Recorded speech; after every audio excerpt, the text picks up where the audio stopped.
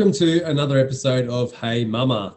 And today I've got the reins. I'm going to be interviewing your host, Megan Brown. You're in your element. Yeah, I'm in control now. Yeah. And what a sight, totally different. I think I was, a bit out of sorts last week with being interviewed, but I think you did pretty well. You reckon? Yeah. Cool. I'll have to rewatch it. Okay, cool. So let's dive in. In this season, we decided to rewind and talk a little bit about where we come from, because over the years, we've been together almost 10 years. Over the years, we've really connected on past experience. We've learned why we are so passionate about what we are passionate about. And we feel like it gives a lot of context to just who we are, what we do. So I wanted to ask you, where do you come from? Where do I come from? Yeah. Okay, so I grew up in a town called Camden in Sydney, so Western New South Wales. And it's like 40 minutes to the city. It's 40 minutes to a beach. I loved it. I still love it. And I feel like there is still some roots for me connected there, even though I feel very at home in Brisbane now. But I was the youngest of three. So I have a sister who was the oldest, a brother in the middle, and then myself. And my mum had all of us quite young and quite quick. So I remember the story being told as we were growing up that she had, the pain of or the struggle of 3 kids under 5. And when I was 9, so my parents were not right for each other. We could see that even as young kids. We were like, what were they even doing together? Because they would fight really badly. They didn't align their values. Now being an adult and being in a marriage myself and having children, having a family, their values did not align at all. My dad was very physically fit, mentally fit, and my mum was the exact opposite. She always struggled with her weight. She struggled with an exercise habit. And so that's what I'm talking about in terms of values. And then also, financially and stuff, they used to not align as well.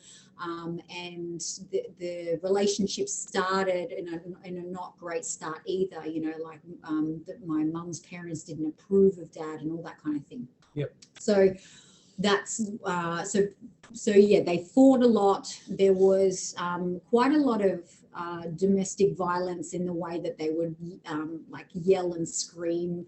Mum was a bit of a name caller, and it would then turn into throwing things at each other, and us kids just sort of left to our own devices just sort of handle it. I've got a memory of me and my brother sitting outside we had a 2-story house that we rented off my uncle, and sitting outside just listening to when it was going to be over. And you just kind of don't know as a kid what to do in those sort of circumstances. You just, you sit there and you just wait for it to be over. So when I was 9 years old, so then, I'm the youngest, and my siblings were a bit older than me. And so when I was 9 years old, my parents finally separated. And I remember being in the car driving with mum, and mum telling me that, dad has left. This is probably a lot of detail in the way that my mum changed the locks, because my dad was so scared of losing us that he never left. So he always stayed and clinged on to some hope that we could still be a family. So mum had to make the decision that she couldn't live like that anymore, and that it wasn't healthy for us. So she changed the locks. They moved out. She told me in the car on the way to McDonald's, just kind of soften the blow. And I thought the first thing that I thought at 9 years old was, oh, good, no more fighting in the house anymore. I was going to ask you how that, because that would have been a pretty traumatic experience. Yeah. So, I mean, you look back on it now and think, oh, yes, that must have been a traumatic experience. But at the time, you don't see it as traumatic. You just see it as there's not going to be any fighting anymore. Okay, like this is just some kind of acceptance. And the way that you're brought up in that era was, okay, you have to just accept it and move on and pretend that you're okay with everything. You don't sit there and feel, oh, this is traumatic for me, or this is upsetting for me. But I do remember the feeling of not seeing my dad for 24 hours, and then him coming and picking me up from school and seeing I was in the bus lines, and it was like a treat, you know, whenever Dad would pick us up, like he'd finished work early or something, and you'd sit in the bus lines and just sometimes you'd get picked up, but if not, you knew to just get on the bus and you catch the bus home. And not seeing my dad for, I think it was 24, maybe 48 hours, I don't know, but it felt like a long time. And running to him and leaping in his arms, not caring about what anybody else thought, because I just missed him so much, and getting to spend some time with him. And so that's the sort of upbringing that I had. So I had the influence of a dad that was highly involved and heavily involved in, like, if I wanted to achieve something, he'd be like, okay, great, let's get into it. How do we do this? Like struggling with my reading in kindergarten. And he was like, okay, we've got to read every night. You're going to read to me. And now I'm a fantastic, fabulous reader. And my kids are, others like have a fantastic habit of reading as well. So that's the kind of thing that he would do to help me. If I wanted to do the cross country, all right, let's go and train for it. And at times he was such a pain in the ass, because he would be like, fix your knees and do this and come on, keep going, all this sort of stuff. And I'd be like, man, I can't be bothered. I know I said I wanted to do the cross country, but now it's just hard work. So he was the pusher, and if I wanted to learn how to rollerblade, he was there helping me, even though he had no clue how to rollerblade. He was there and gave it a go. And so that sort of shaped what kind of parent I wanted to be, and what kind of, how I got into fitness, and how I got into an exercise habit, and my dancing and all that kind of thing, and how if you commit to something, you see it through. So that shaped that personality. And then there was my mom, who was a very emotional creature, and struggled with exercise, and she was always on the latest diet, and it just didn't come naturally for her, and it was a big struggle. The diet side of things, like anything she basically ate, she put on weight, and if she would have to do some strict diet and basically eat nothing to be able to be like thin or lose 10 kilos or whatever, right? So I had two polar opposites in my life. So it sounds like you were like really connected to Dad. Yeah. How did that shape you through your teenage years, early adult life, just before you became a mum? Early adult years before I became a mum. Yeah, so you had mum over here, you had Dad, and you clearly took on more of Dad's habits, than mum. Yeah. So did you think about motherhood? What were the thoughts around that? How did it shape you in that period? Yeah, so there were times, like I always knew that I was going to be a mother one day, and that I had a way of how I wasn't going to be as a mum, and how I wanted things different for my children, but also at the same time, I was always afraid of being a mum, and I sort of didn't get clucky for a long time, because I was so scared of, would I be able to do a good enough job? Like there were even times where, because it was traumatic, and not knowing at the time the things that we went through growing up, I was even worried, would I even be able to clean my own house? Would I even be able to would I be able to carry on a regular life, or a normal life? Would I be able to cook for myself? Would I be able to clean for myself? Would I be able to run a household? All of those fears that I had. Yeah, and so for a long time I wasn't clucky to have children. Yeah. If that answers your question. Yeah, it does. It's just it's. I was getting really emotional when you were talking about your dad being locked out, because it brought back memories of mum being locked out. Yeah. And even like to the point of where I saw my dad and I wanted to be the complete polar opposite of him. Yes. And you saw your mum and I suppose you wanted to be the polar opposite of her. Yeah. So and I want to say that we weren't there that night that Dad got locked out. So we were tried to be sheltered from that. But yeah, like I did take on more of Dad and go, yeah, okay, this is what I don't want to be, and this is what I want to be. I know that affected me in a positive way, that affected me in a negative way, and that's what I don't want and what I do want. Yeah, cool. So with your, I suppose your teenage years, early adult, what were some really big moments for you that started to kind of shape you or move you towards where you are now? I would have to say, because we haven't touched on this, but I have touched on it before, about how I was a dancer. Yep. So I grew up dancing. So as soon as I could basically walk and talk, I was like, I'm going to be a dancer. I'm going to be a dancer. Like, that's what I want to be. There was no even getting me out of that. And I got put into dancing at, like, I feel it was late. I was 6 or something. I was at school already. So like, even for me at that age, I was like, this is late. Like, you should have put me in a 3. Like, what have you been doing? And I just remember that first ever class. And we did a concert to Two Strong Hearts by John Farnham and Hey Mickey by whoever that was back then. And I remember my mum getting help with having to do the costumes with the sequins and getting so excited about this performance. I was finally going to be on stage where I belonged. And yeah, that first concert was just everything to me. I knew all the moves. I came in late and they were already learning this dance, but I just somehow was just like, this is it. This is who I am. And I'm going to show you, this is what we have to do. We have to get down, then we get to jump up, and we have to wiggle our hips and stuff.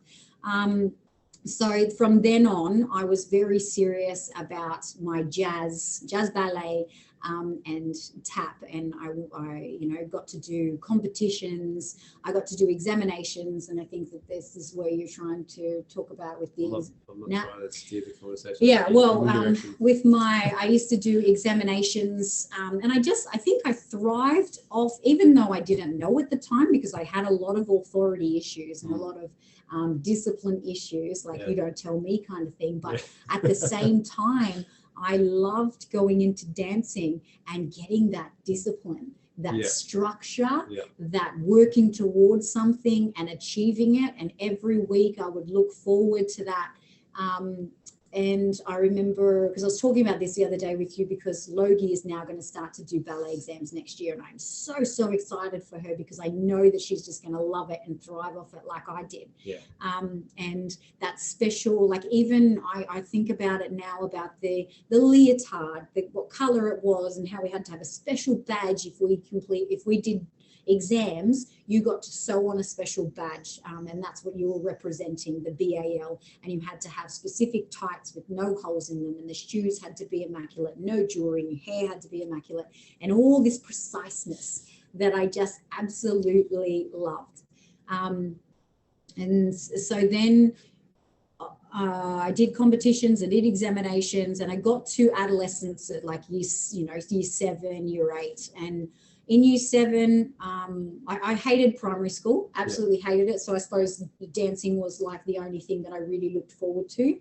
I loved socializing, but at school, like, all the teachers were absolutely hideous. So Camden High School, if you're if you're listening to this, all your teachers, sorry, not Camden High School, Camden Primary School was hideous.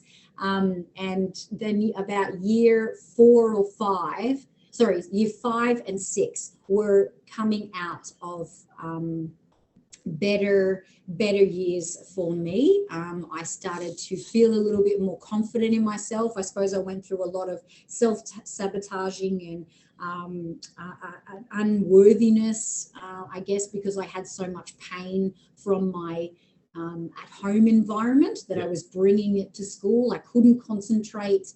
I wasn't a good listener. I wasn't a good focuser, you know, not like with, you know, Lois now, she focuses so amazing. And now I wish I had been a kid like that, but I couldn't concentrate properly and I couldn't get what they were trying to teach and all that kind of thing. And then in the playground, I went through the ups and downs of socialization.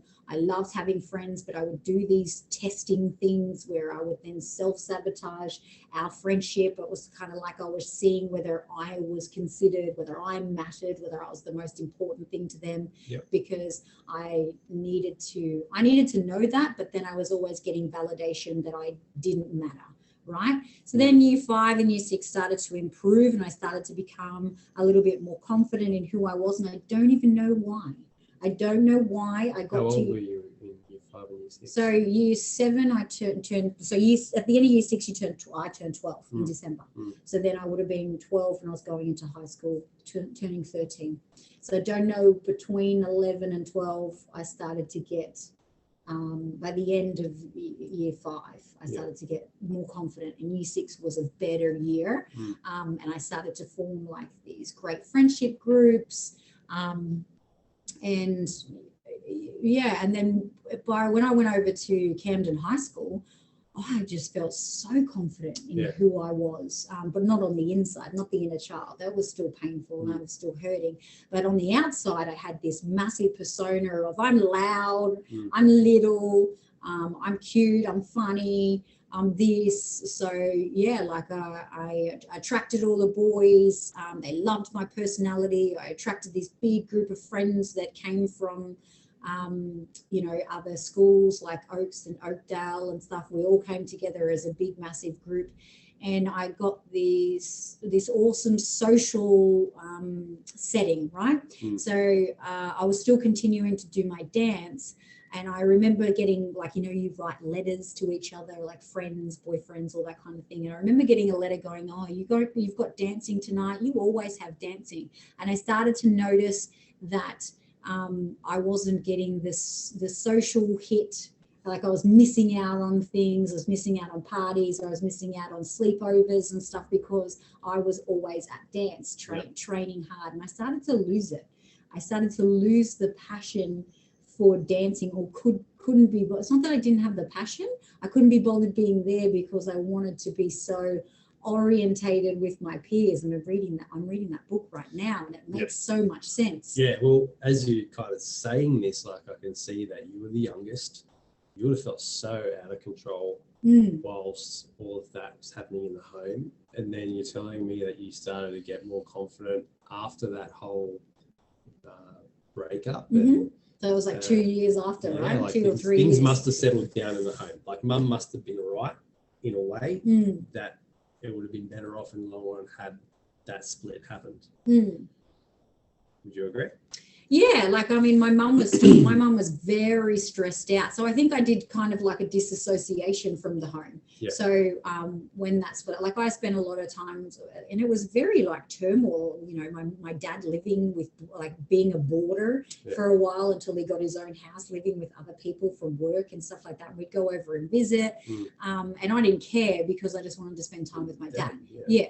And then mum was at home and she was very stressed out doing it by herself and working full time, and then getting us together and to go to school and stuff like that. So I think that there was a lot of, I think it calmed down because there was no more kaboom, massive big fighting. Yeah. But there's still the emotional turmoil, and being one of the only families in that town. Yeah. Being separated, or my parents are separated, my parents are divorced, and hanging around a lot of kids that had families that were all together and stuff, you definitely get jealous and you feel like an outsider and you feel like you don't belong. Yeah. So, but I think maybe by 11 and 12, I started to, you start to get a little bit of independence, right? And you start to get a little bit more freedom. You have the realization you've got control. Yeah. now. So that's possibly what it was. Like you get a little bit more control. Because I did the same thing. I put up a facade. Yes. My inner child was still traumatized. Yes. But I put up a big facade to say, hey, I'm I'm the king.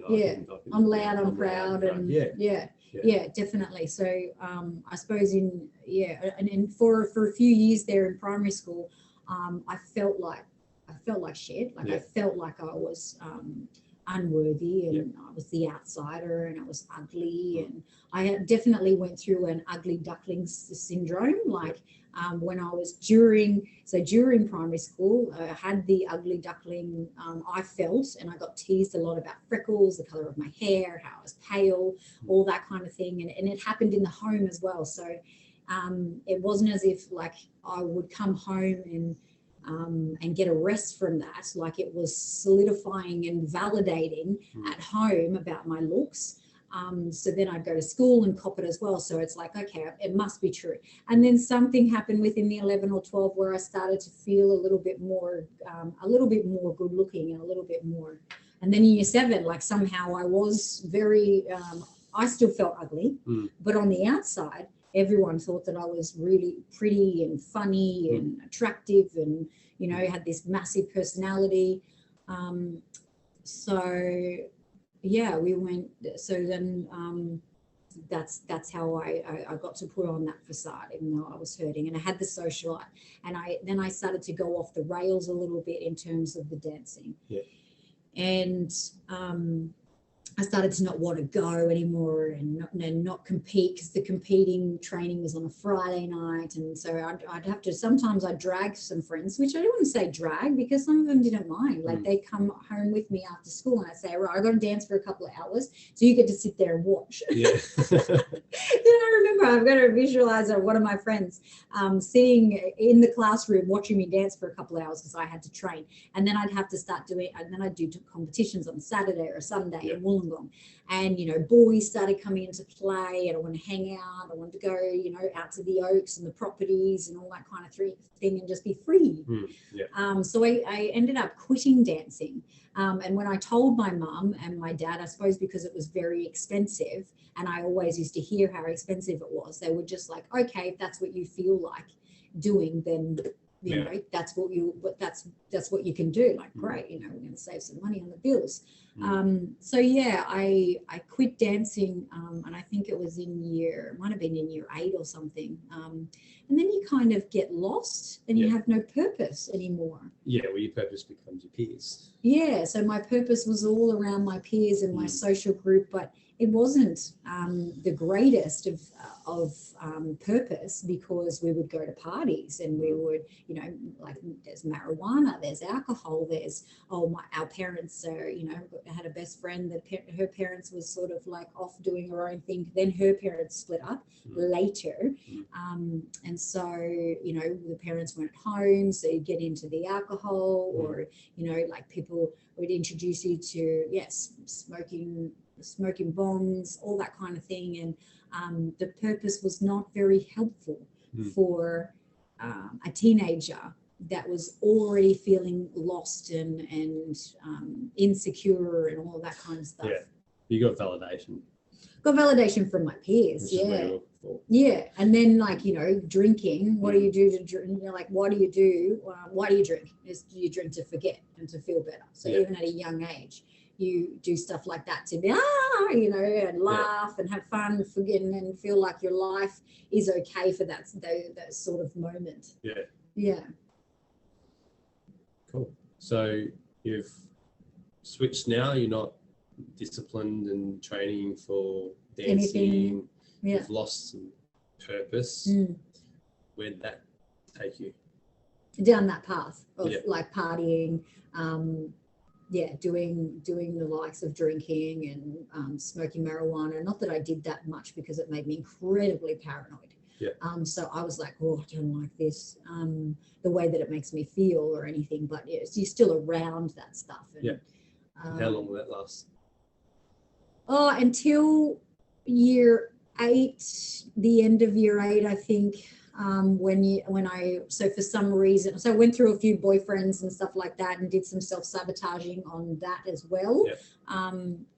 Because it seemed to be a habit, and I didn't even realize at that point in time that what I was doing, but I still just continued to do it. And then there was a time where I wanted a serious boyfriend. Like in year 8, you start thinking, oh, I want to get out of that kind of scene, and I want a boyfriend. And so I got into a serious relationship that lasted like 9 months or something like that.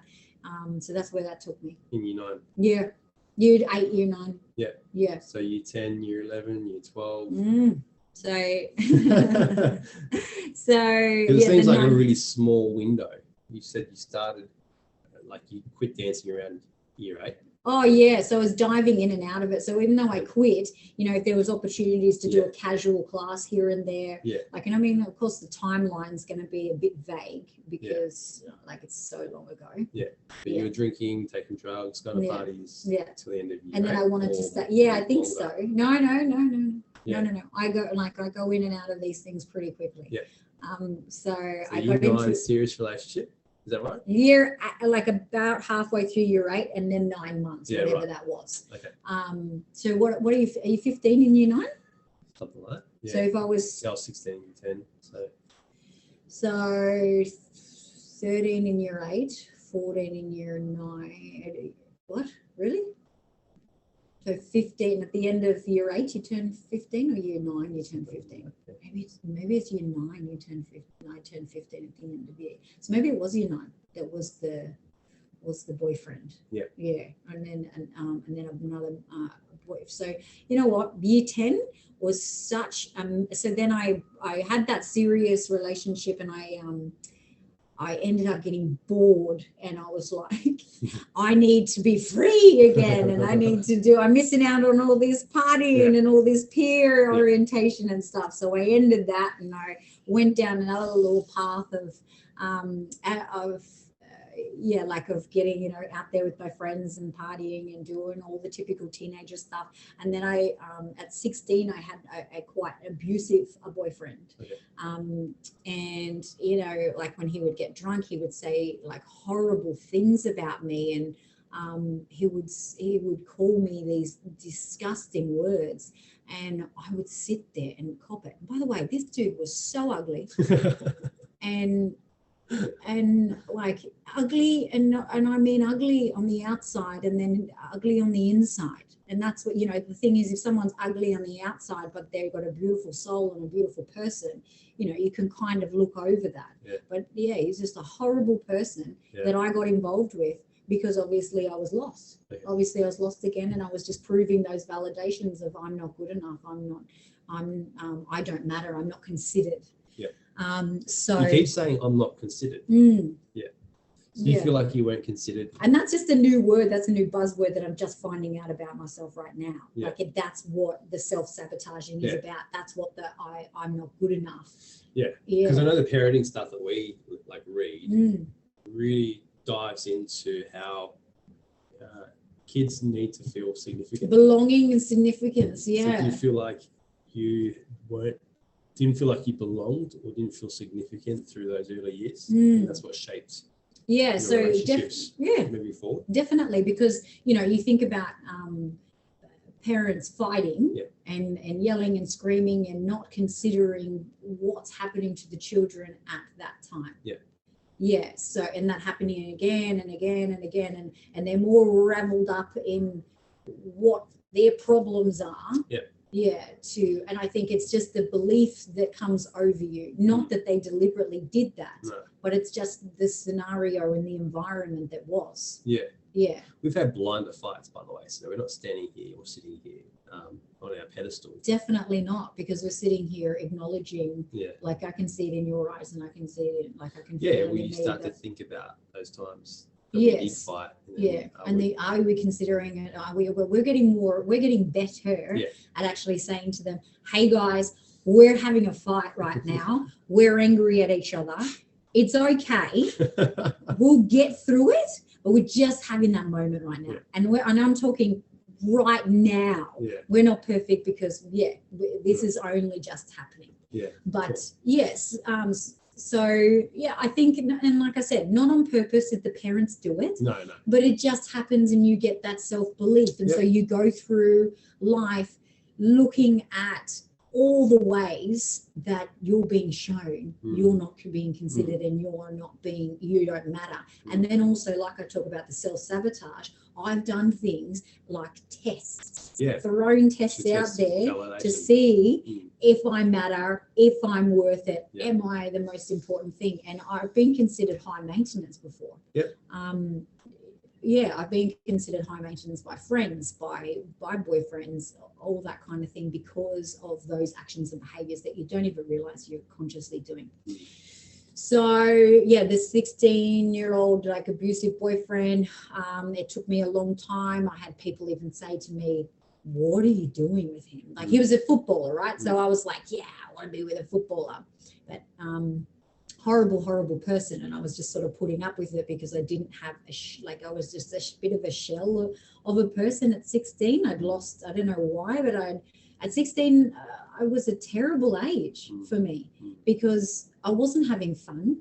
I was so insecure, and I was allowing someone to validate how insecure I was, and I'd even had him push me across a park, New Year's Eve, and in like pretty much daylight. Was before the sun had gone down or anything, because he was been drinking, and when he drank, things came out in him. His securities came out in him, and they were taken out on me, and I just basically allowed it. I even considered becoming a lesbian that night as well, because a really nice girl that was there took me under her wing and took care of me for the rest of the night, and kept me away from him. So that sort of unraveled another piece of, okay, maybe I am worth something. Maybe I don't have to put up with this, and hey, I'm missing out on life again. So then comes that next trend of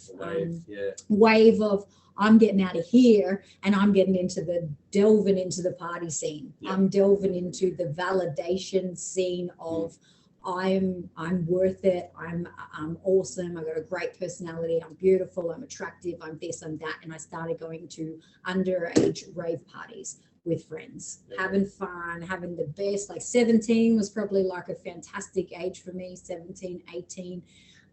Because I was, just getting validated. Left, right, and center, but it wasn't in a healthy way. Sounds pretty volatile. Like, there were lots of ups and downs. When did it settle down? So when do you think the highs got lower and the lows got higher? When do you think, like, if you think of like a roller coaster going up and down? When do you think it started to kind of come together? You had this abusive relationship. It's pretty young to be in a it's ridiculous. Relationship. 16. I don't know what I'd do if one of our girls was 16 and was getting pushed across the park. And I didn't even tell my parents. Then I didn't even tell my brother. I didn't tell anyone. I hid it quite well until after the fact. I hid it quite well because I obviously felt as though I deserved it, or I didn't want to cause trouble, or I don't know. I didn't tell it. My dad knows now. How would you want your daughter to know that she can tell you something like that? Oh, I would definitely want them to. How would you make sure that she tells you something like that? Well, I connect. I feel as though I connect with my kids on a daily basis, and I ask them questions. I poke. I'm a big nosy parker. I poke. I prod. We chat about things that you're grateful for, or things that I don't know that happened in your day. I ask questions like that. Pardon? Make it a habit. I do. I definitely make it a habit of talking to my kids and having that debriefs of anything. And sometimes you'll even see that if they haven't had a debrief, it comes out at a time.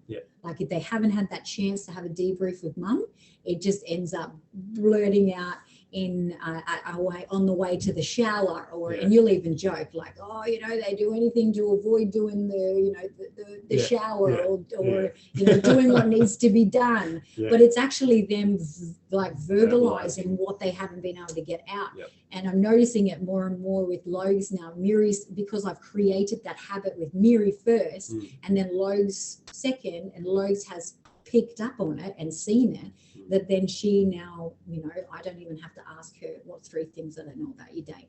Only if she's being quiet. Yeah. I will poke the bear. Poke it, prod it. Yeah. And I just always validate to my girls, or try and empower them, that you don't ever put up with, like know your worth. Don't ever put up with people speaking to you like this, or this is not a healthy relationship. That's not a friendship if someone's treating you like that. I've always done the other way around as well, as how would you feel like if so-and-so did that to you? Don't be exclusive, like not including people and all that kind of thing. I get them to put themselves in their shoes, and so I've done a lot of work with them and with myself because of my past. Because of all the experiences that I've had, and then I just do the things that I wish I hadn't, or teach them the things that I wish I had been taught. So, less volatility. At what age do you think starts to settle down for you? For volatile? Yeah. So when did you leave your partying days behind? When did you? Okay. Fast forward. I left my partying days behind when I was 19. Okay. Yeah. Still pretty young. Yes. But you started young. Yes. Partying. Yes. Yeah. Okay. So and I 19. wanted to, 19, but that doesn't say that I've gone through little patches of. No, of course. But things started settled down for you around 19. Around 19. What settled them down? Oh, getting into another relationship. Yeah, basically. Like I made the choice. So at around 18, I made the choice of like that partying wasn't making me feel good anymore. Yeah. Like my body was actually feeling physically sick. Yeah. Yeah. So every time I would take anything or I would drink or whatever, my body would have this adverse effect to it and feel sick in the stomach. And I used to think, what's going on with me? How come these people can like be out and partying and all that kind of thing, and all of a sudden I can't handle it? Yeah. My body's telling me no. And then I couldn't get the same fix. I couldn't get the same high. So I was just like, what's the point in this? I'm just wasting my money and putting poison in my body. Yeah. So I started to clean my act up. Around that time, I started to get, at 18, I got a full-time job. I stopped mucking around like with my career and stuff. And I got into dental assisting and had to travel into the city every day. So, on the weekends, I would still party a little bit. But like I said, it wasn't, overly. Yeah. And then I ended up getting into a serious relationship at 19 again. With someone that was 10 years older than me, and I was like, oh, here we go. This will be it for me. This will rescue me out of my hideous life. This is my knight in shining armor. He'll take care of me. He'll be my rescuer, not knowing that later on I needed to find out that I'm my own rescuer and I have to take responsibility for my own life and my own pain. So that's when things started to settle down, but settle down in the party ways, but not settle down. What happened then was getting into a relationship where you fall in love, puts all the shit, brings it all to the surface, brings all your security, you don't have drugs and alcohol to mask any of that anymore. So it brings it all to the surface. It brings all your insecurities, all your issues. And all of that stuff back up. So I was actually talking to someone very powerful today, and it's either one or two things. You either work on your, like if it either triggers all your baggage in a relationship, or you're in a safe relationship where you're able to heal. So I did some healing in that relationship for sure, and I'm thankful for it, grateful for it. But it was a lot of painful baggage that came up that I had to work through. And then I had Amira with my previous partner, my ex-husband. And when I had her, this light came in me, and I enjoyed the whole pregnancy. I loved it. It was my favorite. It's been, each time I've been pregnant, it's been the favorite part of my life. I love it. I enjoy it so much, and I just think I'm so incredible for creating this life and what we can do as mamas. And when I had her, this light came over me. It was like, what are you teaching you have a daughter. You've got to think about what lessons you're going to teach her, how you're going to bring her up. And I knew I was not in the best relationship for me. We brought out the worst in each other. We triggered each other massively, mimicking each other's parents' relationships coming together. And I had a lot of manipulation happening, and a lot of a lot of playing on how I felt I needed to be rescued and how I felt I needed to be. Yeah. So it sounds like to me that you were looking for someone to rescue you, and then your ex-husband was looking to save someone. Definitely. Yeah. And you know that because you know the history. Yeah. But I suppose you skipped over a lot in how did you fall into this relationship, and where did you find yourself for everything to blow up? Because things just don't blow up unless there's space for it to blow up, right? Mm-hmm. So you got into this relationship, you fell in love. When did you guys meet? So at 17, we met at an under 18s. It was actually Mardi Gras weekend, and it was I can't even remember what the rave was called, but it was massive at Homebush Bay. Yeah. And I was 17 at the time. He lied about his age and said he was much younger than what he was. Mm-hmm. But we didn't get together for 2 years after, right? Yeah. Yeah. So you're 19. Yeah. And then how does he save you? Save me from the partying ways or something, I suppose. Is that what you mean? Well, it's up to your interpretation.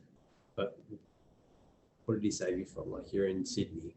You're traveling into work. You got a full-time job as a dental assistant. You loved that job. Yeah. I did love that job. Yeah. I did love the job, and I loved the people that I met. Yeah. But at the time, I thought that I needed to be rescued in the way that I needed someone to take care of me. Like I said before, I didn't know how I was going to live.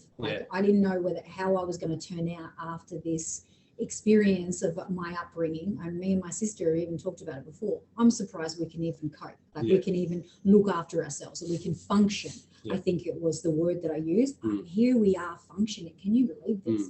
Because I didn't know whether I was going to be able to run a household, cook. I couldn't cook. When I met him, I couldn't cook. I could barely boil vegetables on the stove. He taught me how to put vegetables in a pot and put water in and boil them, and that's how you cook vegetables. So I was like, holy shit. I was living off takeaway, living with we skipped over a lot how I moved in with my dad at 16. Me and mum had a blow up, and I got kicked out, and that sort of, she did that as a hoping I would learn my lesson and beg to come back, but it actually backfired on her, and I packed up my stuff and was never returned. So I skipped over a lot of that stuff where mum got into another relationship and moved us in. It was only me left in the household. My brother and sister had gone.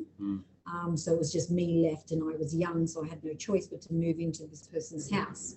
And I hate go for your belonging significance. Yeah, definitely didn't belong. I was told that things weren't mine, and you can touch this, but you can't touch that. You can eat this, you can't eat that. So I definitely felt like absolute rubbish. And that was at the time that I was with the abusive relationship as well. Okay. So and then I got into the partying and all of that to escape that. And I'd never be home and look for, I suppose I stayed with that boyfriend because I could hang out at his house and not be at home. I was always looking for somebody else's home.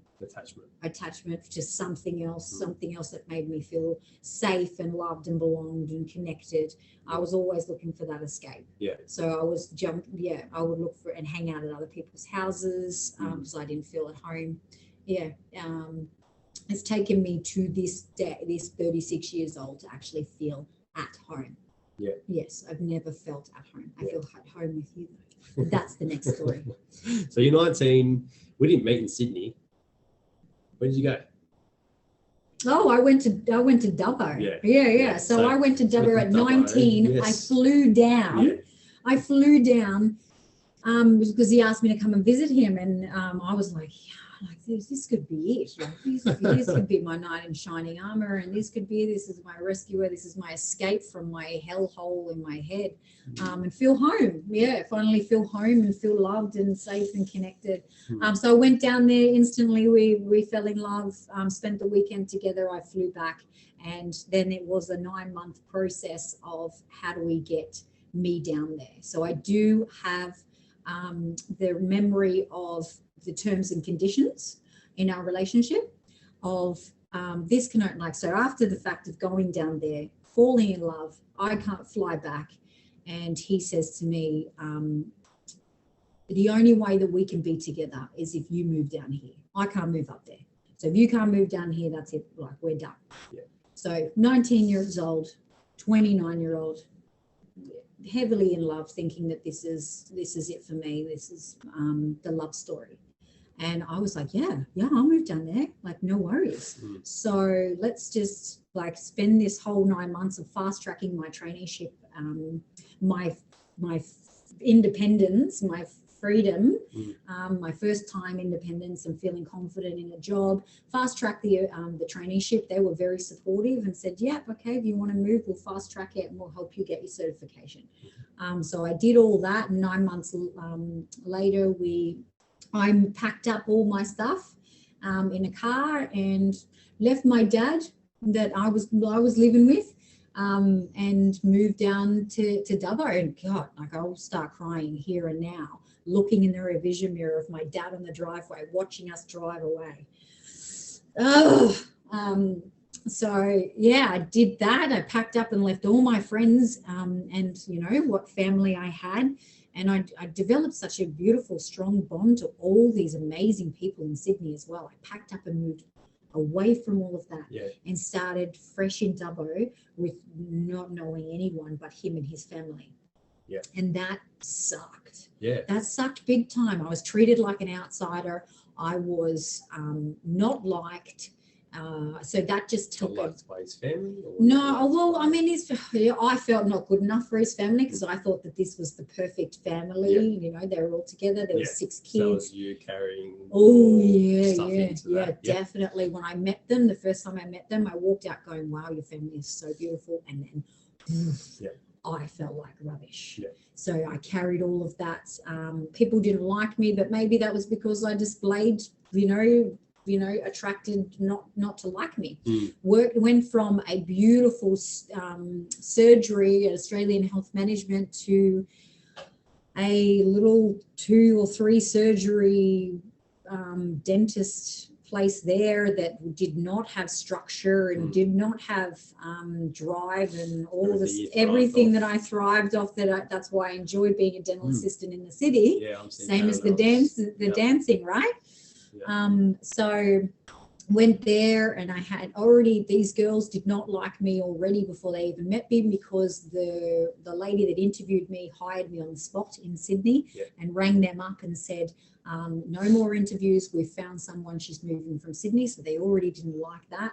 And a lot of people that I found in Dubbo just did not like me because of, I don't know, my persona or my Sydney vibe. I don't know. So I had a very non-understanding partner to that. It was just like, well, I've got to work. I work 12 hours a day, 16 hours a day. You do you, boo. And, you learn how to survive. You learn how to make friends here, or you just be friends with my friends, which his friends weren't very nice to me either. The girl had a problem with me. So then that... the best friend's girlfriend, so she already didn't like me. So it was just a recipe for disaster. Yeah. So there were many times where I wanted to pack up and leave. Yeah, that's sad. Yeah. That's the space I suppose trying to fill. Talking about is things don't blow up in your face until there's a space for it to blow up. Yeah. And the space was you moving to a brand new location, having no one to talk to, and nothing to do until, I suppose, boyfriend at the time, fiance, came home from work. Yeah. I was a sad, lonely girl. I got a puppy. Yeah. He bought me a puppy to keep you. To keep me, because I wanted to leave back to Sydney. I wanted to go back to Sydney even in the first 6 weeks. So in the first 6 weeks, we got a puppy. Yeah. To keep me company, hoping that would fill the void and that would make me feel better. Yeah, and you don't only know what you know, so I suppose Absolutely. you thought that's what would fill the void. Yeah. So then and none of these people are connected with as well, Yeah. going down there and then trying to blend in with his friends and his family. I was completely different to them. So how was I supposed to connect? Yeah, that's right. So you end up having Miri. I did, yeah. So fast forward all of that, I still went ahead and got married. I felt like I'm the luckiest girl alive. I should be grateful for what I have. Yeah, right. That was the and find also find my people. So I did go and search out and found my people. I did pole fitness and I became an instructor, and I found out that I was very good at it. Yeah. So then I fell pregnant, and then I was already an instructor. So I was on that pole until they basically kicked me off that pole, and I was too big, because that was my sense of belonging and connectiveness, and I absolutely thrived and loved it. Right. So there I was, and then I had Miri. Colicky baby for the first 5 weeks, couldn't breastfeed, all that kind of thing, tried to, but couldn't. I had no support. My mum had breastfed all three of us, no problem. She had the problem with Steve, but I had cracked nipples. Oh, that never happened to me. I don't know what's going on there. So I was just like, it's just a big failure. I can't do the breastfeeding. I felt like I've got the shame and the guilt of not being able to feed my child what's best for them. And so she was on the bottle quite early. She started sleeping through at 5 weeks and smiling at 5 weeks. She was my absolute pure joy, and I felt like she was a bit of a rescuer as well. She came into my life and showed me, wow, if I can grow a baby and I can birth a baby and I can survive that and I can raise this child, I must be something. Yeah. And I wanted to be something for her. And so for a while there, I was still in a dental assistant job that I didn't really like, for a couple of days a week. And I just looked forward to raising my Miri May. And then before 2 years was up, before she even turned 2, I knew that it wasn't right in our relationship. We weren't connected. I wanted more for myself, and I wanted more for Miri, and I didn't want to, and I knew if I stayed, because I deeply loved him, and I never deny that, if I stayed, I would have had to live out his life and his dream, and lose a big part of myself, and just squash that big zest for life, freedom, experienced, driven kind of personality that I had, and wanted more out of life. So before she was even 2, I'd already checked out in my head that this wasn't for me, but I didn't know how or what was going to happen. So I got into the fitness industry because I went from pole to then doing my certification, and I was a bit scarred from pole because I had a bit of a what do you call it, like a falling out. That's it. A falling out with the owner there, because I didn't feel she was running things like ethically. So I was doing my personal training certificate at the time. So I was like, so I left, and I kind of just pursued like my own thing. I pursued my PT with my friends. So I get other mama friends, and I train them in the parks or in the backyard of my house, and just charged them $5 or $10 a session, and they were willing to pay me. And they were paying for my time, and I would buy equipment with that. I would buy boxing gloves, and I even bought like shirts, Lorna Jane shirts, with their money, and gave them to them and said, it was no pain, no gain. And I was like, we're this little crew. And so my confidence was building, and I was raising this little girl, and I was having such a beautiful time being this mum. But there was like a lot of missing on the outside over here. And then when I started to get into the gym more, and I started to do some classes and build more confidence in myself, and I started building my own life, meeting new people, meeting new friends, and they were totally separate. So my life, me and my ex-husband's life was going like this. Yeah. And, you know, even though he could see the falling out, and he could see the pieces just fading away, he tried, but it was all like tried to hang on. It was already just too late, you know, and I couldn't stay, because if I stayed, then I would have had to just live out the Dubbo life, not go anywhere, not do anything, not experience anything, having holidays every 2 years for no more than 10 days at a time, all that kind of thing. And it's just not me. And I rediscovered myself through all this. Like I believe that mums go through their own transformation, a rebirth, when they have a child, when they, It's it brings to mind Nelson Mandela's story of how he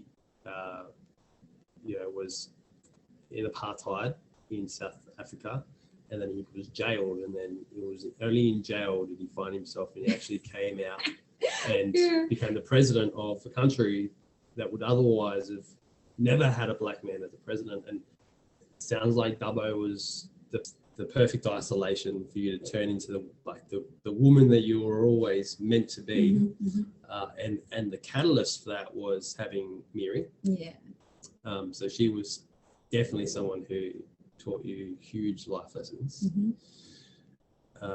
Your value now is freedom. Yes. And I think that freedom value has always been there. It's just now it's being channeled in more productive ways, for sure. Yeah. Because if we think back about the times that I couldn't concentrate in school, and you know, I just wanted to hang out with my friends and socialize and stuff, it's very much that freedom-based value. Yeah, and not being able to control my environment. Yeah. So therefore, you're always searching for freedom, I guess. Yeah. So you found some sort of control and discipline in fitness. Yes.